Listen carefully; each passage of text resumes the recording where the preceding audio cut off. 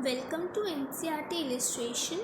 आज हम पढ़ेंगे क्लास 6 एनसीईआरटी हिस्ट्री का chapter number 1 what, where, how and when. जैसा कि चैप्टर का नाम है what, where, how and when, तो हम यही सब चीज़ें जानेंगे कि आज से थाउजेंड्स ऑफ ईयर्स अगो कैसे चीज़ें होती थी, उसके बारे में हम क्या क्या जान सकते हैं, ये सब इस चैप्टर में है। तो चैप्टर का जो सबसे पहला टॉपिक है वो है what can we know about the past, यानी कि आज से हज़ारों सालों पहले जो चीज़ें हुआ करती थी उनके बारे में हम क्या क्या जान सकते हैं। तो ऐसी बहुत सारी चीज़ें हैं जो उस वक्त के बारे में हम लोग जान सकते हैं। क्या क्या है? व्हाट पीपल ईट, कि लोग क्या खाते थे, उस वक्त जो लोग रहे होंगे वो क्या क्या चीज़ें खाते थे, या फिर किस तरीके के कपड़े पहनते थे, या फिर किन तरीके के घरों में वो लोग रहते थे। पहले तो सीमेंट और ये सब चीज़ें नहीं हुआ करती थी ना, तो किस तरीके के घर लोग बना के वहाँ पे रहते थे, ये सब चीज़ें हैं। ठीक है, उसके अलावा भी बहुत सारी चीज़ें हैं जो हम जान सकते हैं। अब एक चीज़ है कि उस वक्त के लोग भी, उनमें से कुछ लोग फार्मर्स होते होंगे, कुछ लोग साइंटिस्ट होते होंगे, कुछ लोग म्यूजिशियंस होते होंगे, है ना। तो उन लोगों की क्या क्या नॉर्मल लाइफ थी ये भी हम पता लगा सकते हैं। तो किन किन लोगों की नॉर्मल लाइफ? हंटर्स की, हर्डर्स की। हंटर्स क्या होते हैं? हंटर्स वो लोग होते हैं जो जानवरों को मारते थे। ठीक है, हंटर्स। हर्डर्स चरवाहे होते हैं। Farmers, rulers, merchants. तो इन सब की जो नॉर्मल लाइफ थी उनके बारे में हम क्या क्या जान सकते हैं, ये सब चीज़ें हम हिस्ट्री के बारे में पढ़ते हैं। ठीक है, आगे बढ़ते हैं। तो आगे लिखा हुआ है वेयर डिड पीपल लिव, कि आखिर लोग रहते कहाँ थे। तो दो जगहों पे लोगों ने सबसे पहले रहना शुरू किया। कौन कौन सी जगह थी? सबसे पहला था along the banks of river, यानी कि नदियों के किनारे लोगों ने घर बसाना शुरू किया, या फिर पहाड़ों के नीचे अलोंग द हिल्स। तो सबसे पहला जो रिवर हम पढ़ने वाले हैं वो है नर्मदा रिवर। नर्मदा रिवर कहाँ पे है एक बार दिखा देती हूँ आपकी बुक में, मैप में। ये देखो, ये है नर्मदा रिवर, दिख रहा होगा। उसके बाद तो पढ़ते हैं कि आखिर नर्मदा रिवर के आसपास लोग कैसे रहते थे। तो जो नर्मदा रिवर के जो अलोंग लोग रहते थे, हज़ारों सालों पहले जब नर्मदा रिवर के अलोंग लोग रहते थे तो वो लोग काफ़ी स्किल्ड गैदरर्स थे। Some of the earliest people who lived here were skilled gatherers. Skilled gatherers क्या होते हैं?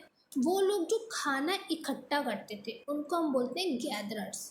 ठीक है, और ये जो गैदरर्स थे इन्हें अपने आसपास के जो जंगल होते हैं, जो प्लांट्स हैं, उनके बारे में काफ़ी अच्छी नॉलेज थी। और ये लोग क्या करते थे? ये लोग क्या इकट्ठा करते थे? रूट्स इकट्ठा करते थे, फ्रूट्स, और भी दूसरे जो फॉरेस्ट प्रोड्यूस होते हैं उनको इकट्ठा करते थे अपने खाने के लिए। जैसा मैंने बताया, ये लोग क्या थे? गैदरर्स थे। और ये लोग एनिमल्स को भी मारकर अपना खाना बनाते थे। They also hunted animals. और सिर्फ एनिमल्स को मार के अपना खाना नहीं बनाते थे, बल्कि और भी बहुत सारे पर्पसेस के लिए यूज़ करते थे। जैसे कि एनिमल्स की जो खाल होती थी उससे वो लोग अपने घर के कपड़े या इन सब में भी इस्तेमाल करते थे। ठीक है, तो आगे बढ़ते हैं और अब पढ़ते हैं सुलेमानी और किरतारी हिल्स के बारे में। तो जैसा मैंने आपको बताया, लोगों ने कहाँ पे रहना शुरू करा। एक तो रिवर्स के अलोंग, तो हमने पढ़ा नर्मदा रिवर। दूसरा हिल्स के अलोंग। तो हिल्स कौन से थे? सुलेमानी और किरतारी हिल्स। अब ये कहाँ पे है मैप में एक बार देख लो। तो ये है सुलेमान और किरतारी हिल्स, मार्क करके दिखाती हूँ। ये जो जगह है ये है सुलेमान और ये किरतारी हिल्स। इन जगहों पे ये आज के वक्त में पाकिस्तान की तरफ कहीं पे होंगे या फिर अफ़गानिस्तान की तरफ। ठीक है, तो यहाँ पे जो सुलेमानी और किरतारी हिल्स में जो लोग रहते थे, ये वो लोग थे जिन्होंने सबसे पहले राइस और बैरली उगाना शुरू करा। कब? 8000 ईयर्स अगो। जैसा यहाँ लिखा हुआ है, some of the areas where women and men first began to grow crops such as wheat and barley. तो यहाँ के जो मैन और वुमेन्स थे जो सुलेमानी और किरतारी हिल्स के अलॉन्ग रहते थे, इन लोगों ने सबसे पहले वीट यानी कि आटा उगाना शुरू किया। और कब शुरू करा? 8000 ईयर्स अगो। ठीक है। और यहीं पे लोगों ने क्या शुरू करी थी? Rearing animals like ship. Rearing मतलब क्या होता है? जैसे आजकल फार्म्स होते हैं, पोइट्री फार्म्स है ना, जहाँ पे सारे के सारे हमारे हेंस होते हैं। तो इस तरीके से ये लोग रेयरिंग करते थे, यानी कि जानवरों को इकट्ठा करते थे। जैसे शिप्स के हो गए या फिर गोट्स को इकट्ठा कर लिया, और ये लोग विलेजेस में रहते थे। ठीक है। तो इस तरीके से सुलेमानी और किरतारी हिल्स के तरफ लोग रहते थे। अब आगे हम पढ़ेंगे कि गारो हिल्स में और विंध्यास में लोग कैसे रहते थे। तो पहले तो ये है कहाँ पे, मैं दिखा देती हूँ मैप में। तो ये जो देख रहे हो आप, ये है गारो हिल्स। ठीक है, इसे मार्क करके दिखा देती हूँ। ये है गारो हिल्स। ठीक है। और जो विंध्यास हैं ये सेंट्रल इंडिया में, नर्मदा रिवर के तरफ। ये देख रहे हो, ये है। तो ये तो बात हो गई जगह की। तो इन हिल्स के अलॉन्ग भी लोग रहते थे। ठीक है। और ये कुछ एरियाज थे, विंध्यास और हिमालयास, जहाँ पे लोगों ने सबसे पहले एग्रीकल्चर करना शुरू करा। यहाँ पे जो विंध्यास के अलॉन्ग जो लोग रहते थे, उन लोगों ने सबसे पहले क्या ग्रो करना शुरू किया? राइस। ठीक है। तो ये तो बात हो गई विंध्यास हिल्स के बारे में। अब हम पढ़ेंगे किसके बारे में? इंडस रिवर के बारे में। जैसे मैंने बताया कहाँ कहाँ पे लोग रहते थे, एक तो अलोंग द रिवर और हिल्स के बारे में। तो हमने पहली रिवर कौन सी पढ़ी थी? नर्मदा रिवर। उसके बाद हमने हिल्स कौन सा पढ़ा? एक तो पढ़े हमने सुलमान एंड किरतारी हिल्स, और दूसरा हमने पढ़े गारो हिल्स और विंध्यास। ठीक है। अब हम कौन सा रिवर पढ़ने वाले हैं? वो हम पढ़ने वाले हैं इंडस रिवर के बारे में। ठीक है। तो इंडस रिवर के बारे में, इंडस रिवर में सबसे पहले, इस रिवर के अलॉन्ग सबसे पहले सिटीज़ बनना शुरू हुई थी। ठीक है। पहले तो ये जगह है कहाँ पे, ये दिखा देती हूँ। इंडस रिवर, ये है इंडस रिवर।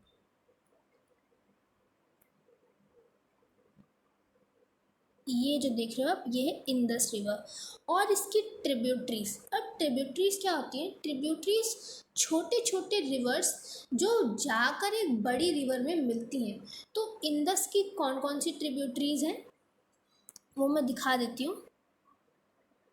इंडस की ट्रिब्यूटरीज हैं ये झेलम, छेनिब, राबी, सतलुज और बीस। तो ये है इंडस की ट्रिब्यूटरीज, यानी कि ये छोटी छोटी रिवर्स हैं जो जाके इंडस में मिल गई हैं। और इसी रिवर के अलॉन्ग लोगों ने 4700 ईयर्स अगो यहाँ पे रहना शुरू करा, यहाँ पे सिटीज़ बनाना शुरू करी। ठीक है। ये काफ़ी फेमस है और आप आगे जाके भी इसके बारे में पढ़ेंगे, तो इसे ध्यान में रखिएगा। ठीक है। तो इंडस रिवर के बारे में जैसा मैंने बताया, कितने हज़ारों सालों पहले? 4000 years ago some of the earliest cities यहीं पे बनी थी। दूसरा, गंगा रिवर के बारे में हम पढ़ते हैं कि आखिर गंगा रिवर है, आपने सुना होगा कि गंगा रिवर के अलॉन्ग भी लोगों ने रहना शुरू किया था। एक बार मैं गंगा रिवर ये दिखा देती हूँ। सो ये जो आप देख रहे हो, ये है गंगा रिवर। ठीक है। और इसकी ट्रिब्यूटरी कौन सी है? ये है इसकी सन, ये है गंगा की ट्रिब्यूटरी। ठीक है। तो अब हम जानते हैं कि गंगा रिवर के अलॉन्ग भी लोगों ने रहना शुरू किया, और वो क्या करते थे? तो गंगा के साउथ में लोगों ने रहना शुरू किया, और गंगा के साउथ में जो जगह थी उसको हम बोलते थे मगध। आज के वक्त में मगध बिहार में पड़ता है। ये जो मगध किंगडम था ये बहुत ही ज़्यादा पावरफुल था और one of the largest kingdom था। ठीक है। जैसा यहाँ लिखा हुआ है, in ancient times the area along the These rivers to the south of Ganga was known as Magadh. आज के वक्त में ये बिहार में पड़ता है और ये उस वक्त का one of the powerful kingdom था। क्या था? One of the powerful kingdom. ठीक है, अब हम आगे, तो हमने कहाँ कहाँ लोग रहते थे उनके बारे में पढ़ा। कहाँ कहाँ पे रहते थे?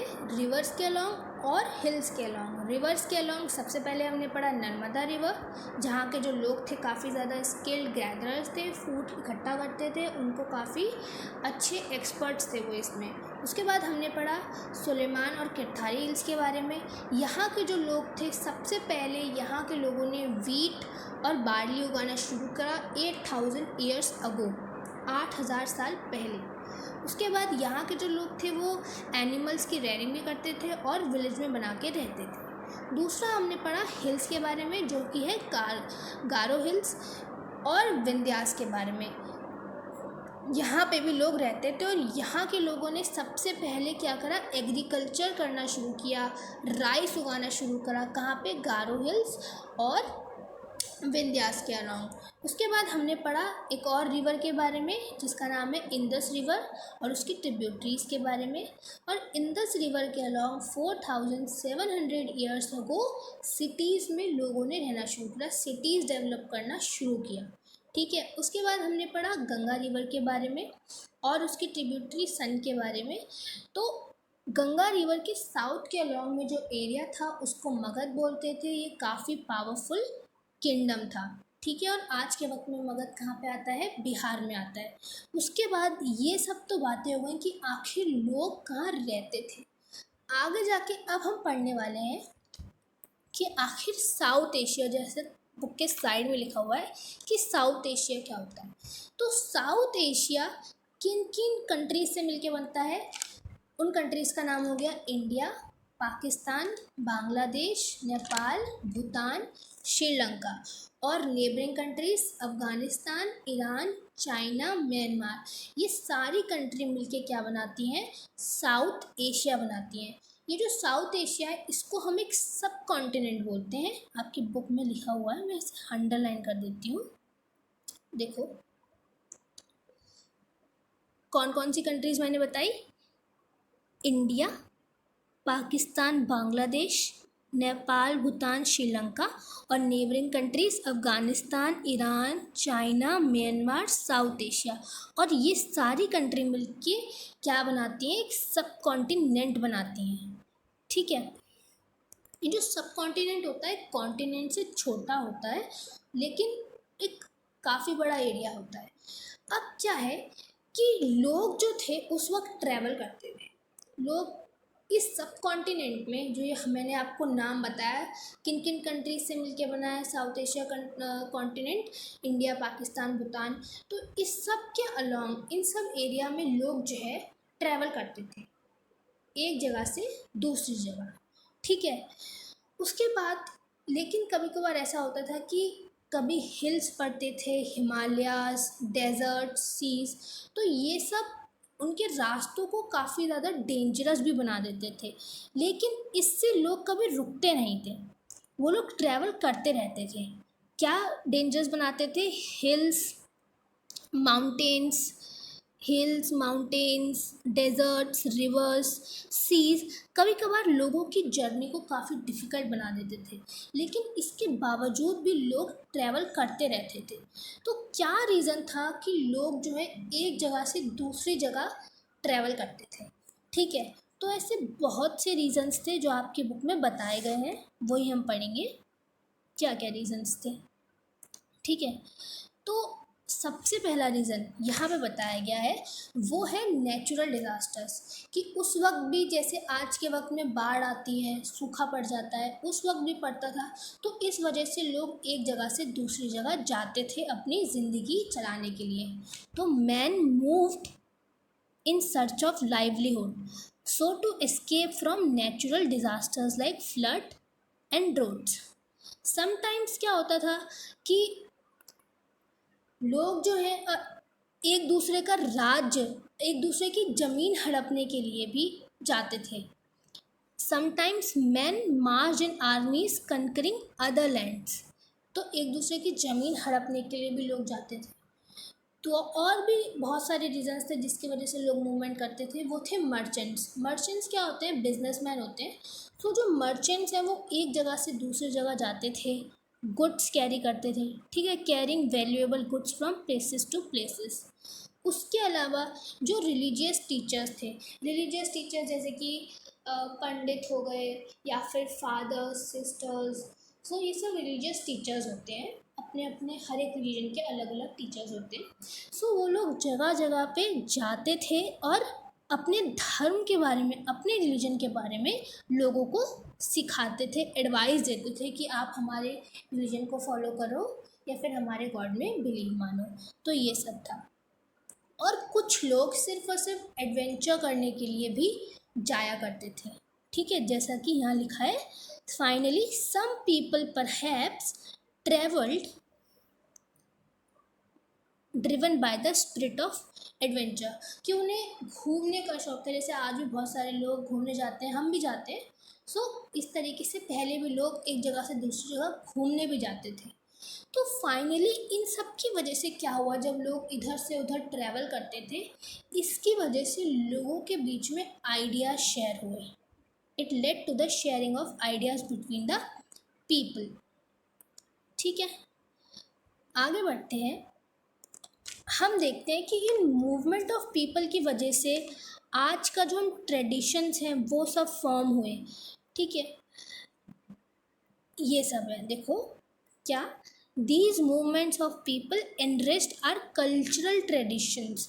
हमारे एक जगह से जब दूसरी जगह लोग जाते हैं तो अपना ट्रेडिशंस वो लोग लेके जाते थे।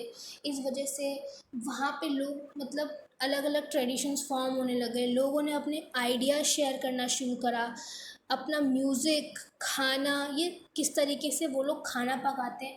तो ये सब जो चीज़ें हैं, एक्सचेंज ऑफ कल्चर, ये हज़ारों सालों से चल रहा है। ठीक है, आगे बढ़ते हैं। तो ये सब बात हो गई कि लोग जब एक जगह से दूसरी जगह जाते थे तो अपना कल्चर शेयर करते थे। अब बात करते हैं कि आखिर नेम ऑफ द लैंड, हम जिस जगह पे रहते हैं इंडिया में, इसका नाम इंडिया कैसे पड़ा, ये भी आपकी इस बुक में बताया गया है। तो पढ़ते हैं। तो हमारी कंट्री के वैसे तो दो नाम हैं जो आपने हमेशा सुने ही होंगे, एक इंडिया है और एक भारत है। जो वर्ल्ड इंडिया है ये आया है इंदस से। इंदस मैंने आपको बताया था, इंदस क्या है? रिवर, ऊपर दिखाई थी यहाँ पे, देखो इंदस। और इस रिवर के अलॉन्ग 4700 ईयर्स अगो सिटीज़ बनना शुरू हुई थी। ये इंदस रिवर, ये दिखाई थी ना। हाँ, तो इंदस रिवर से जो है इंडिया का नाम आया है। ठीक है, इसीलिए मैंने कहा था कि इंदस नाम याद रखना इम्पॉर्टेंट है। ठीक है, और संस्कृत में से हम बोलते हैं सिंधु। अब क्या है, जो ईरानियंस और जो ग्रीस 2500 ईयर्स अगो जब वो लोग इस इंदस रिवर के अलॉन्ग आए तो वो लोग इंदस रिवर को क्या बुलाते थे? हिंदोस और इंदोस। जो इंदस रिवर थी उसको वो लोग क्या बुलाते थे? ईरानियंस और ग्रीक्स जो है, इंदस रिवर को वो लोग क्या बुलाते थे? हिंदोस या फिर इंदोस। और इंदस रिवर के ईस्ट में जो लैंड था उसे वो लोग बुलाते थे इंडिया। ठीक है, तो यहाँ से हमारी कंट्री का जो नाम है इंडिया पड़ा। और किसने रखा? ग्रीक्स और ईरानियंस, जो 2500 ईयर्स अगो यहाँ पे आए थे। ठीक है, उसके बाद जो भारत नाम है, ये तो बात हो गई इंडिया नाम की। अब बात है एक दूसरा नाम भी है जो भारत नाम है। ये तो जो भारत नाम है ये बेसिकली यूज़ किया जाता था ग्रुप ऑफ पीपल के लिए, कुछ बहुत सारे जो ग्रुप ऑफ लोग होंगे उनके लिए जो नॉर्थ वेस्ट में रहते थे। और इसके बारे में ऋग्वेद में भी मेंशन किया गया है। ठीक है, ये ऋग्वेद जो होती है, ऋग्वेद एक कॉम्पोजिशन है संस्कृत का, जिसमें बहुत सारी चीज़ें हैं, आप आगे जाके पढ़ेंगे वेद्स क्या होते हैं। ठीक है, तो ये तो बात हो गई नेम के बारे में। अब जैसा मैंने आपको चैप्टर के स्टार्टिंग में बताया था कि ये तो हम लोग ये सब चीज़ें हैं जो हम जानते हैं, लेकिन आखिर हमको ये पता कैसे चलता है कि इतने हज़ारों सालों पहले जो चीज़ें हुई उसके बारे में हमें पता कैसे चला, ये भी एक चीज़ है। तो उसके लिए बहुत से ऐसे तरीके हैं जिससे हमें पता चलता है कि आज से हज़ारों सालों पहले क्या हुआ। ठीक है, इसमें बहुत सारे लोग हैं जो काम करते हैं। तो देयर आर सेवरल वेज। सबसे पहला वेज जो है वो है by reading books written long ago. उस वक्त भी हज़ारों सालों पहले लोग बुक्स लिखा करते थे। तो वो बुक्स पढ़ के हमको एक नॉलेज मिलती है कि वहाँ हज़ारों सालों पहले लोगों का किस तरीके से रहन सहन था, या फिर वो लोग कैसे रहते थे, या क्या क्या चीज़ें थी। ठीक है, फाइंडिंग अबाउट द पास्ट। तो मैंने क्या बताया, देयर वर सेवरल वेज। सबसे पहला वेज क्या है, by one is to search for the books written long years ago. उनको पढ़ना, जो हज़ारों सालों पहले उस वक्त जो बुक्स लिखी होती है उनको पढ़ना। ठीक है, ऐसी बुक्स को हम बोलते हैं मैन्यूस्क्रिप्ट।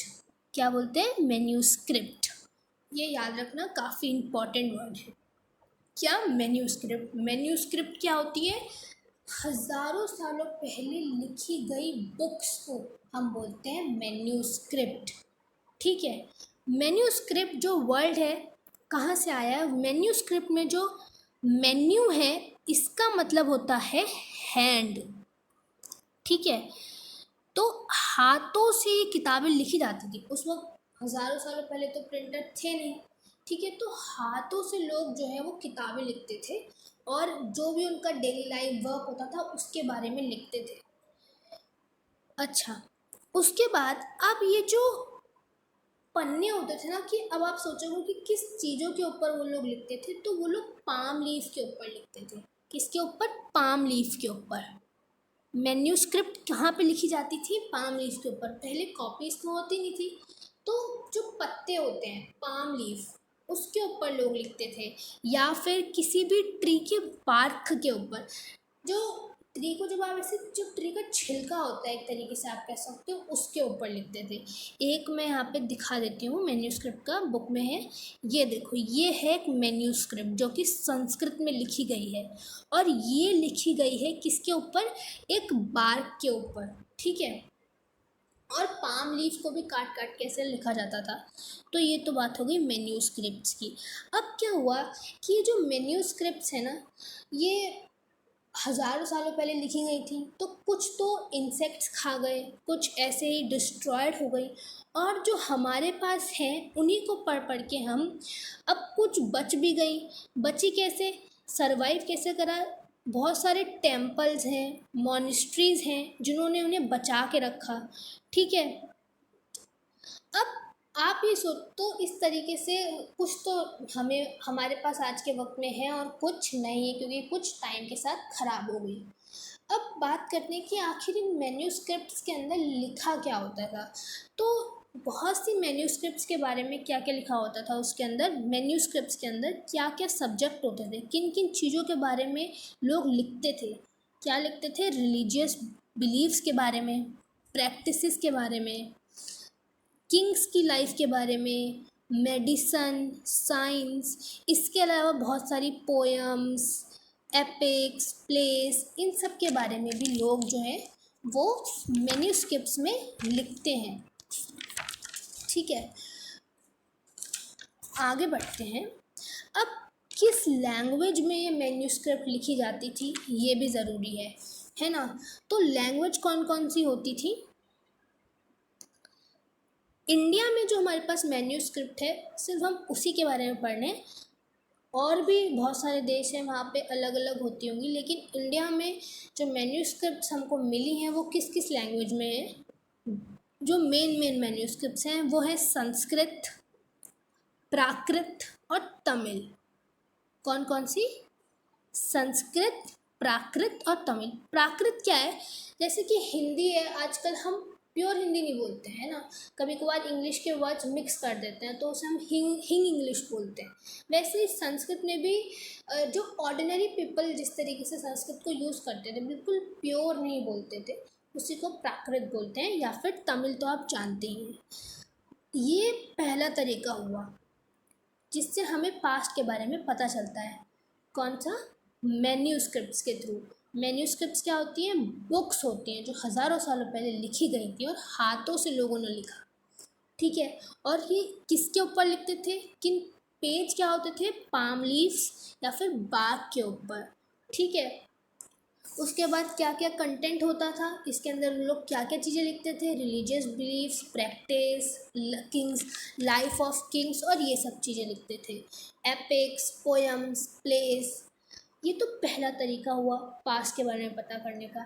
एक दूसरा तरीका भी है जिसको हम बोलते हैं इनक्रिप्शंस। क्या बोलते हैं? इनक्रिप्शंस। ये, ठीक है, इनक्रिप्शंस। अब इनक्रिप्शंस क्या होते हैं? तो इनक्रिप्शंस यूजली किसी पत्थर पे अगर हम किसी चीज़ को लिखते हैं ना, किसी हार्ड सरफेस पे या फिर किसी मेटल पे, तो उसको हम बोलते हैं इंस्क्रिप्शन। तो हज़ारों सालों पहले लोग जो है पत्थरों के ऊपर भी चीज़ों को लिखा करते थे। एक एग्जाम्पल आपकी बुक में दिया गया है, वो है ये जो आप देख रहे हो, ये देख रहे हो, ये है एक इंस्क्रिप्शन का एग्जाम्पल। ये जो इंस्क्रिप्शन है इसमें अगर ध्यान से देखो तो यहाँ पे चीज़ें लिखी हुई हैं, लैंग्वेज अलग है लेकिन लिखा हुआ है, तो इसको इंस्क्रिप्शन बोलते हैं। और ये जो इंस्क्रिप्शन है ये अफ़गानिस्तान में मिली है, अफ़गानिस्तान के कंधार रीजन में, ठीक है। और इसे लिखाया था अशोका किंग ने।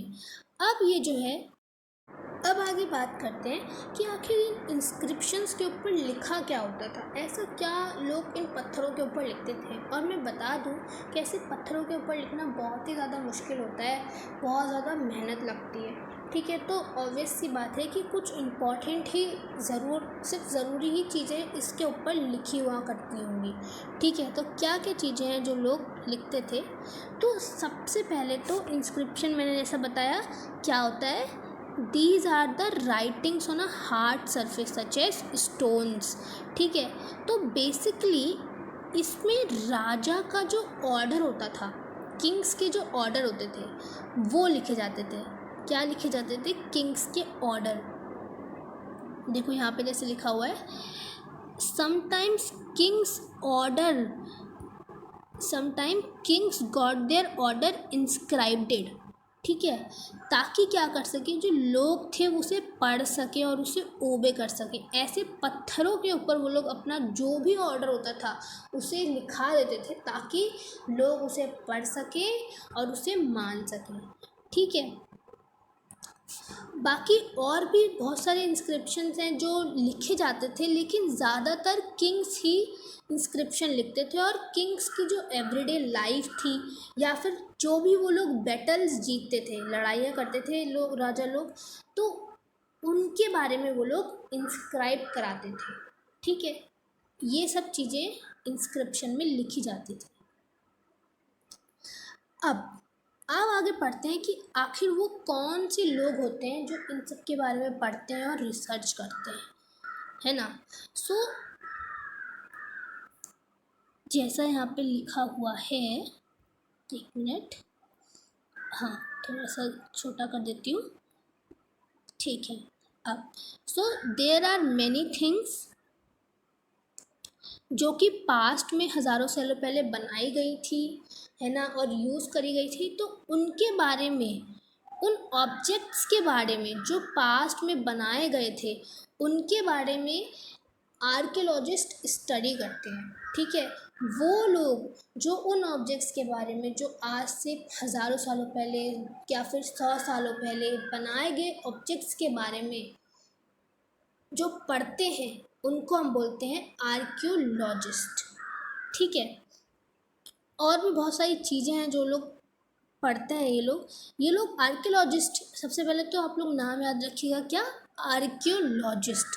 ये लोग क्या करते हैं, पास्ट में बनाई गई चीज़ों के बारे में, क्या क्या चीज़ें लोग इस्तेमाल करते थे उनके बारे में पढ़ते हैं। अब हम बात करेंगे कि आर्कियोलॉजिस्ट क्या क्या काम करते हैं, ठीक है, और डिटेल में जानते हैं क्या क्या काम करते हैं। तो they study the remains of a building made of stones and BRICS.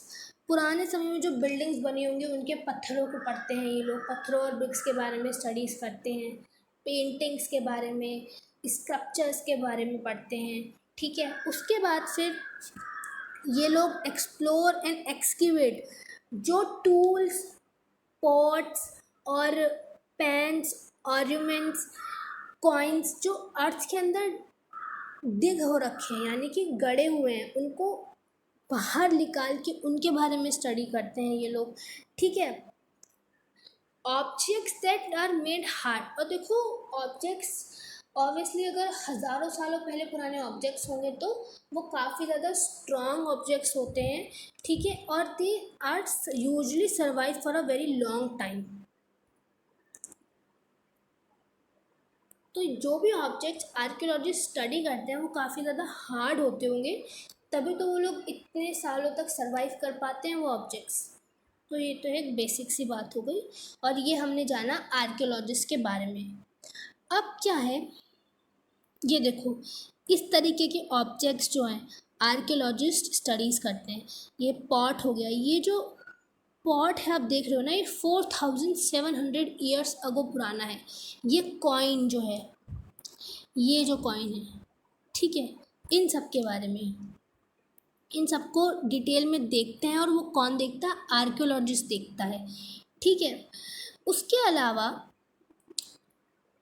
अब बात करते हैं हिस्टोरियंस के बारे में, ठीक है। हिस्टोरियंस क्या होते हैं?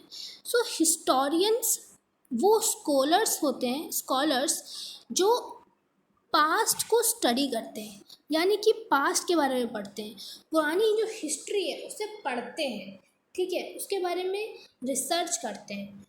उसके बाद ये लोग क्या करते हैं, अपना जो भी इंफॉर्मेशन है, जो भी मतलब सोर्स है पास्ट के बारे में, पता कहाँ से करते हैं वो मैंने आपको बता ही दिया, मैन्यूस्क्रिप्ट और इंस्क्रिप्शन से, है ना।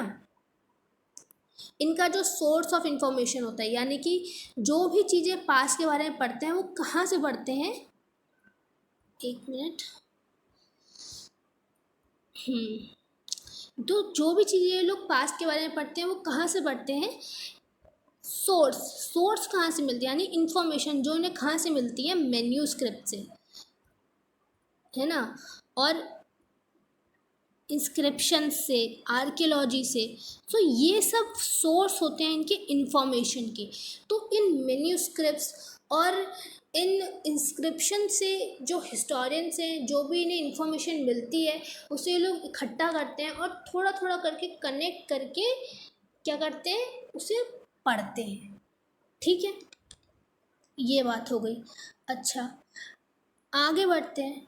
अब ये तो आप जानते हो कि जो राजा महाराजा होते थे उनकी लाइफ अलग होती थी, फार्मर्स की लाइफ अलग होती थी, ठीक है। दोनों का ही जो वर्ल्ड होता था बिल्कुल अलग अलग होता था। राजा बिल्कुल लग्जरी बड़े से पैलेस में रहते थे और किसान एक नॉर्मल घरों में रहते थे। तो ये डिफरेंट होता था, डिफरेंस ये है उनके पास्ट में, ठीक है। जैसा यहाँ पे लिखा हुआ है, past was different for different group of people. इतिहास अलग अलग लोगों के लिए अलग अलग था, ठीक है। Lifes of kings and queens was different from that of merchants and craftsman, ठीक है। और आज भी ऐसा है, एक किसान की लाइफ अलग होती है, एक डॉक्टर की लाइफ अलग होती है, एक साइंटिस्ट की लाइफ अलग अलग होती है। तो पहले भी ऐसा ही हुआ करता था। और जर्नली जो ऐसे नॉर्मल लोग होते हैं उनकी लाइफ के बारे में ज़्यादा रिकॉर्ड नहीं किया जाता है, ठीक है। इसीलिए हमें आज भी ज़्यादा कुछ नहीं पता। हमें राजा महाराजाओं के बारे में तो पता होता है, लेकिन जो एक नॉर्मल लाइफ थी उसके बारे में हम ज़्यादा पता नहीं लगा पाते हैं, ठीक है। अब बात करते हैं डेट के बारे में। तो जैसा कि आपने देखा होगा कि बहुत बार हम लिखते हैं 2000 ईयर या फिर CE। तो हम डेट्स को कैसे काउंट करते हैं, है ना, कहाँ से हम अपनी कौन से ईयर से हम स्टार्ट करते हैं काउंटिंग। तो यूजुअली एक हमने क्या बनाया है, एक कन्वेंशन है कि जिस साल जीसस क्राइस्ट बॉर्न हुए थे वहाँ से हम ईयर गिनना शुरू करते हैं, ठीक है। The years are counted from the dates generally assigned to the birth of Jesus Christ. Jesus Christ आप जानते ही हो, जब क्रिसमस आता है उस दिन वो जन्म उन्होंने लिया था 25 दिसंबर। सो आज से अगर हम बोलते हैं 2021 ये चल रहा है ना, तो यानी कि आज से 2021 साल पहले जीसस क्राइस्ट बॉर्न हुए थे। ठीक है, तो जिस साल जीसस क्राइस्ट बॉर्न हुए थे उस साल से हमने 1 2 3 4 ऐसे करके ईयर्स को गिनना शुरू किया है। तो यानी कि इस हिसाब से जब आज अगर 2021 चल रहा है, यानी कि आज से 2021 ईयर्स अगो जीसस क्राइस्ट क्या हुए थे, बॉर्न हुए थे। तो इस तरीके से डेट हम गिनते हैं। अच्छा, अब आप ये भी कहोगे कि जीसस क्राइस्ट से पहले भी लोग रहते थे, है ना, उससे पहले भी तो ईयर्स होते थे, तो उसे हम लोग कैसे काउंट करते हैं। सो जीसस क्राइस्ट से पहले जितने भी साल होते थे उसे हम उल्टा गिनते हैं और उनके पीछे हम लगाते हैं BC। ठीक है, यानी कि बिफोर क्राइस्ट। जैसा कि यहाँ बुक में लिखा हुआ है, all dates before the birth of Christ are counted backward, और उनके पीछे हम लेटर लगाते हैं BC, यानी कि बिफोर क्राइस्ट। ठीक है, आगे बढ़ते हैं। और भी बहुत सारे साइंस हैं जो हम ईयर्स के लिए यूज़ कर सकते हैं। ठीक है, जैसे कि BC यानी कि बिफोर क्राइस्ट।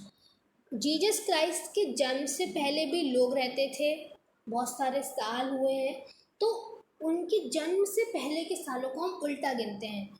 ठीक है, 1 2 3 4, और उनके पीछे हम लगाते हैं BC।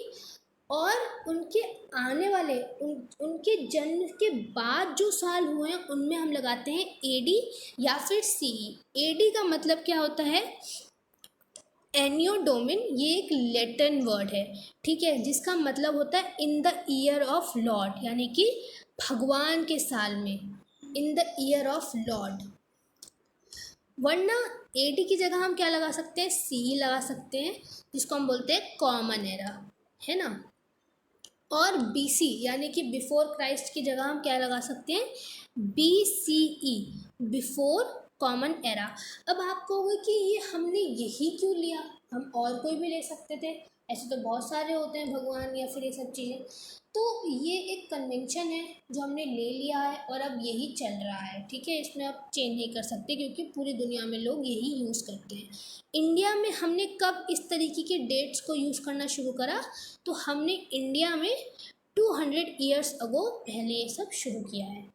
ठीक है, इस तरीके के डेट्स के सिस्टम को यूज़ करना हमने 2000 साल पहले शुरू किया।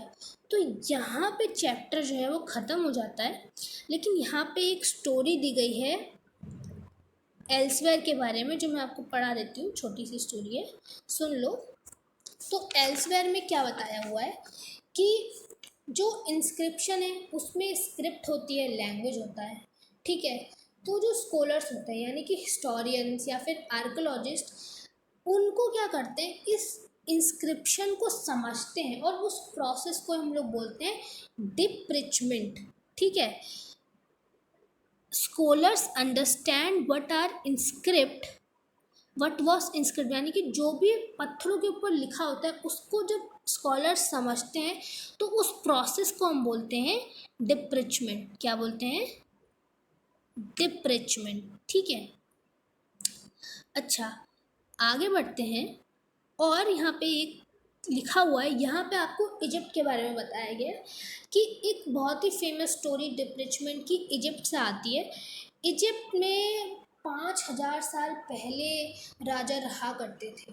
ठीक है, तो इजिप्ट की एक रोसेटा सिटी है जहाँ पे हमको एक इंस्क्राइब्ड स्टोन मिला जिसमें 3 भाषाओं में लिखा गया था। कौन कौन सी, एक ग्रीक थी और 2 इजिप्शियन थी। और उसको फिर स्कॉलर्स ने पढ़ा, समझा। तो एक बार मैं दिखा देती हूँ कि Rosetta was the town in the coast of Egypt, जहाँ पे एक हमको इंस्क्राइब्ड स्टोन मिला था जिसमें क्या थे, which contain inscription in 3 different languages, Greek and 2 Egyptian languages. तो स्कॉलर्स जिनको ग्रीक पढ़नी आती थी उन्हें बुलाया गया। उन्होंने ग्रीक में क्या लिखा था, राजा और रानी का नाम लिखा था। ठीक है, और एक छोटे से फ्रेम के अंदर बंद था राजा और रानी का नाम, जिसको हम बोलते हैं काटकोचे। ये स्टोन के ऊपर एक छोटे से बॉक्स में बंद करके राजा रानी का नाम लिखा गया था ग्रीक लैंग्वेज में, और बाकी सारी चीज़ें इजिप्शियन लेटर्स में लिखी थी। सो स्कॉलर्स ने एक एक करके इनको लेटर्स का साउंड समझा और फिर वो लोग आराम से पढ़ पाए थे। तो इस तरीके से इंस्क्रिप्शंस को पढ़ा जाता है, लेकिन ये वैसे इम्पोर्टेंट नहीं है। और अब हम एक बार डेट्स जो है वो पढ़ लेते हैं। इस चैप्टर में जो हमने बहुत सारी इंपॉर्टेंट डेट्स पढ़ी हैं, क्या क्या पढ़ी? एक तो बिगनिंग ऑफ एग्रीकल्चर, है ना, पढ़ा हमने बिगनिंग ऑफ एग्रीकल्चर, ये देखो 8000 ईयर्स अगो। और ये कहाँ पे हुआ था? गारो हिल्स में, ऊपर पढ़ा था हमने। दूसरा, first city in the Indus 4000 years अगो, ये हमने कहाँ पढ़ा था? इंडस रिवर में पढ़ा था। उसके बाद cities in the Ganga valley, Magadh के बारे में कब? 2500 ईयर्स अगो, पढ़ा था नहीं पढ़ा था? उसके अलावा प्रेजेंट को हम क्या बोलते हैं? एडी और 2000, ये भी हमने पढ़ा।